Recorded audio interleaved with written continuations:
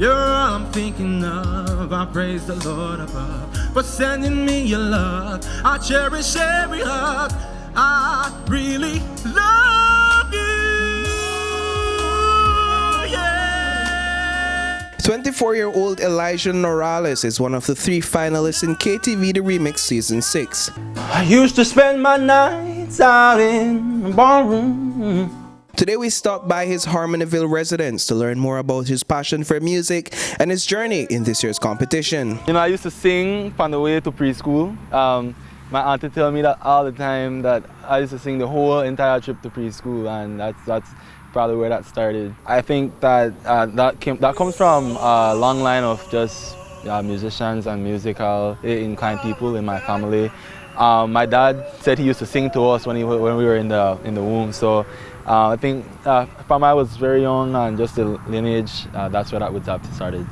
As Elijah tells it, he was born into a family of musicians. He says that his sister Elijah Noralez was his biggest inspiration growing up. In this video, a young Elijah and his sister are captured in a recording studio singing their rendition of I'm Yours by Jason Mars. Here, that same young talent is taking on Jackson 5's Who's Loving You.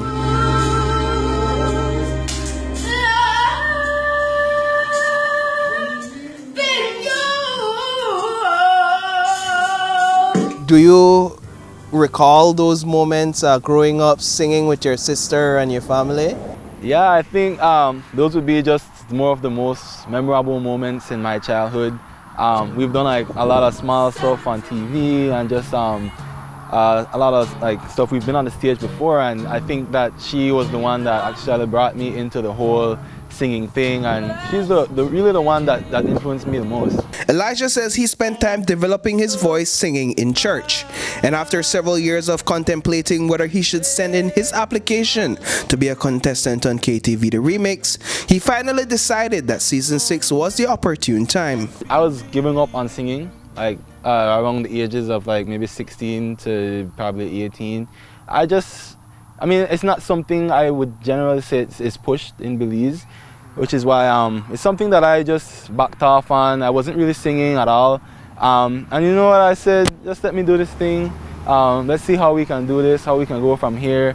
And I mean, it's been successful. I think that I've been gathering a lot of support, and I'm really thankful for that. I've done a lot of like small karaoke events at, you know, maybe Double O's restaurant, Miller's Depot. They've been very supportive, and I have like people just bombarding me with texts like, hey, I want to vote for you, how can I vote, and sending money and stuff like that. And it's been a journey, honestly.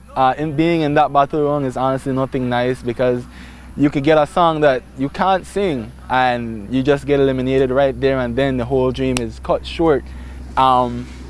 So I know I knew that week that I was actually going to be in the battle round, because I couldn't do any karaoke because my voice was completely messed up.